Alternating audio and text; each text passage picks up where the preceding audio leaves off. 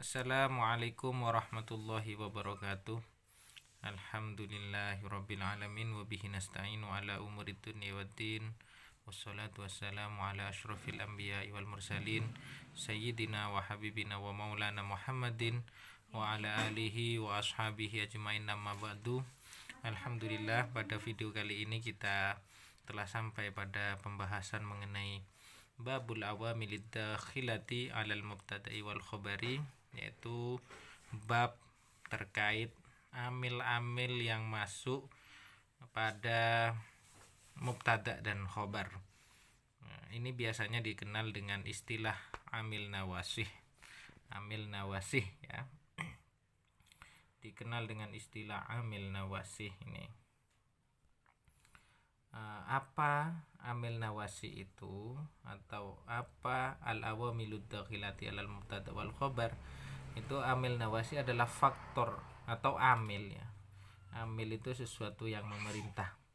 Amil yang merusak hukum jumlah ismiyah, mubtada dan khobar.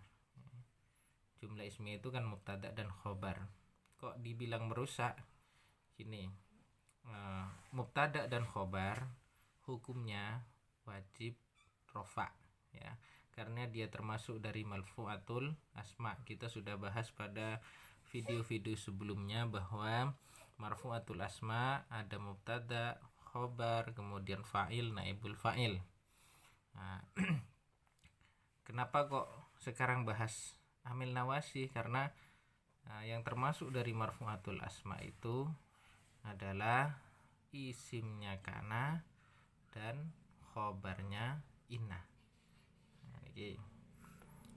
Maka menjadi penting membahas amil nawasih karena masuk dalam pembahasan yang memiliki keterikatan dengan marfu'atul asma atau isim-isim yang dibaca wajib dibaca rofa. Mubtada dan khobar pada video sebelumnya kita telah mengetahui bahwa dia wajib rofa ya, tapi ketika ada amil nawasih kemudian itu menjadi berubah ya. Yang awalnya hukumnya wajib rofa ya menjadi rusak. Makanya amil nawasih ini adalah amil yang merusak. Ini ya. Amil nawasih itu ada 3. Ada kana wa akhwatuha, inna wa akhwatuha, kemudian dhanna wa akhwatuha. Nah, 3 niki dinamakan amil nawasih. Masing-masing memiliki amal yang berbeda. Kana wa akhwatuha amalnya adalah tarfa'ul isma wa tansibul khobar. Tarfa'ul isma wa tansibul khobar, merofakkan terhadap isimnya dan menasobkan terhadap khobarnya. Mubtada'nya menjadi rofa ya, tetap rofa, akan tetapi khobarnya menjadi nasob, padahal harusnya mubtada dan khobar sama-sama rofa. Yang kedua, amil nawasi adalah inna wa akhwatuha. Amalnya inna wa akhwatuha gimana? Dibalik, kebalikan dari beramalnya kana. Tansibul isma wa tarfa'ul khobar, menasobkan terhadap isimnya dan merofakkan terhadap khobarnya. Nah, isim ini mubtada'nya ya, mubtada, jumlah mubtada. Isim mubtada yang harusnya rofa dia menjadi nasob karena ada kana ya. Untuk khobarnya tetap rofa. Dhanna wa akhwatuha ya. Amil nawasi yang ketiga amalnya adalah tansibul isma wal khobaro, menasabkan terhadap mubtada dan khobar, terhadap isimnya dhanna dan khobarnya dhanna ya. Jadi yang sebelumnya mubtada dan khobar itu hukumnya rofa berubah menjadi nasob apabila kemasukan dhanna. Itu ya, ini amil nawasih ya. Yang harusnya mubtada khobar adalah pasangan setia. Kalau kita ibaratkan dia adalah suami istri ya, yang sudah memiliki mindset atau keteraturan yang sama. pemikirannya udah sama. Kedatangan kana ini bisa berubah. Yang awalnya mubtada khobar, kalau kita ibaratkan mubtada adalah suami, khobar adalah istri, itu yang sebelumnya memiliki prinsip yang sama, kedatangan kana atau kedatangan inna atau kedatangan dhonnah menjadi berubah. Nah ini amil nawasih, amil pelakor nih. Ya, pelakor ini ya, merusak hubungan mubtada dan khobar yang sudah sama-sama setia, dia punya prinsip untuk sama-sama dibaca rofa, kemudian berubah karena kedatangan kana, inna, au dhonna.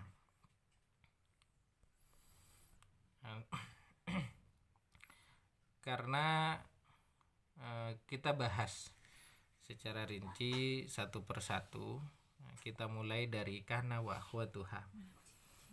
Ya, kana wa akhwatuha, kita perhatikan contoh di sini.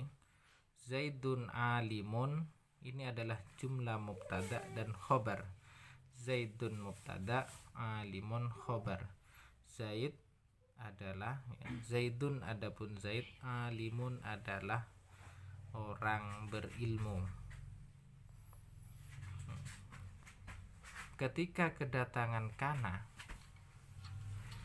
dia menjadi berubah, nggak Zaidun alimun lagi, tapi kana Zaidun aliman.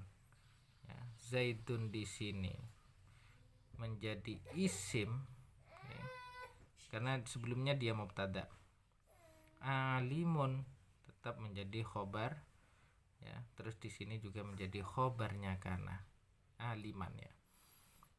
Kana Zaidun aliman, Zaid adalah orang berilmu. Zaidun adalah isimnya kana, karena dia isimnya kana maka tarfaul isma, maka isimnya itu dibaca rofa. Wa tansibul khobar, kemudian khobarnya dibaca nasab. Aliman, bukan lagi alimun, padahal dia khobar, tapi kita harus melihat amal atau cara kerja kana wa akhwatuha, sehingga menjadi kana Zaidun aliman.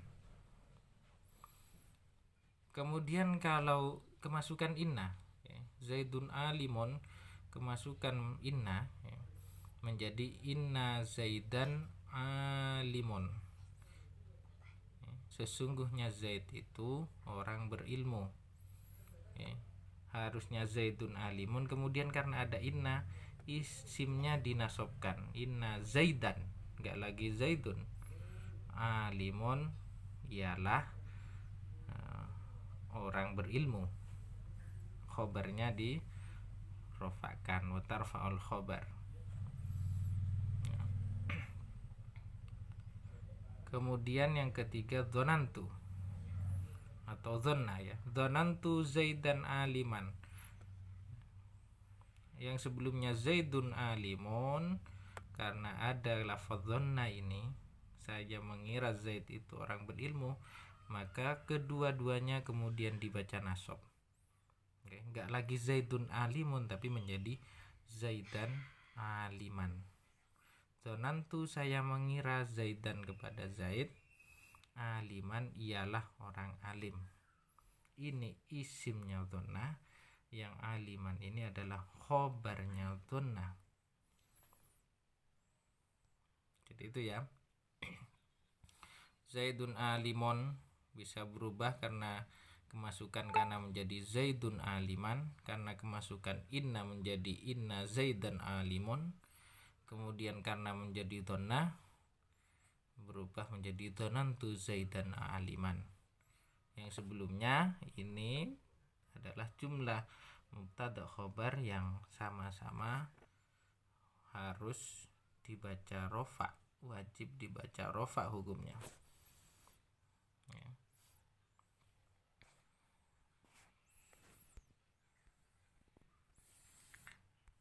Nah, masuk ke lebih khusus pada kana.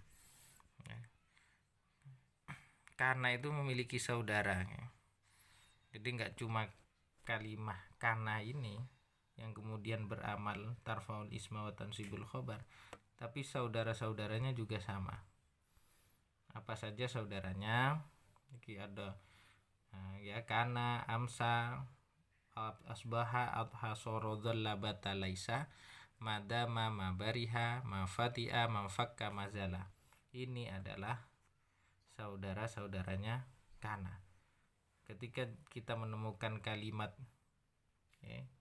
kata-kata ini atau kalimah ini di kitab, maka dia beramal tarfaul isma wa tansibul khobar, merofakkan terhadap isimnya tapi menasobkan kepada khobarnya.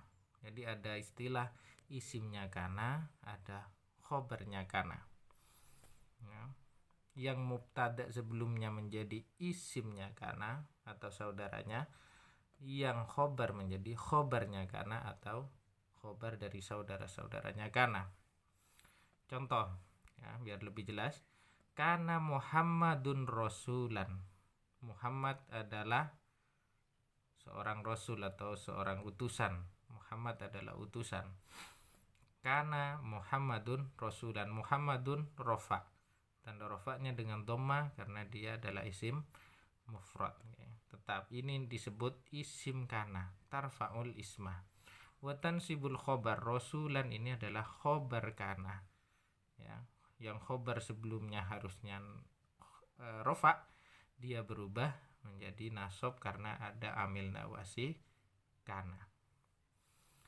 Atau amsa, ini sebagai saudaranya kana ya. Amsatul labu roji'ina. Amsa di sore hari para siswa pulang.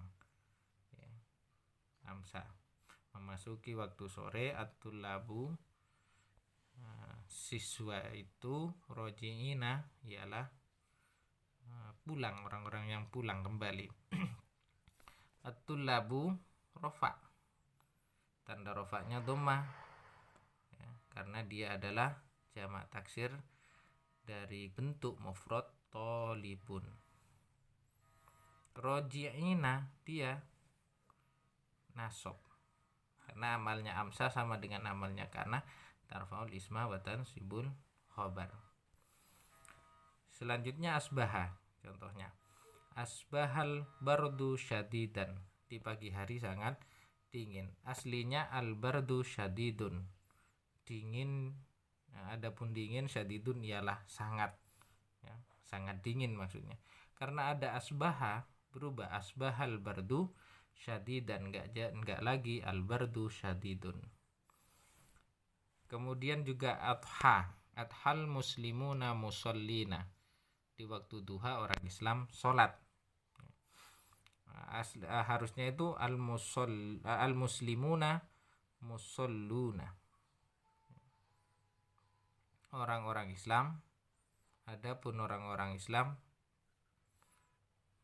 ialah sedang sholat.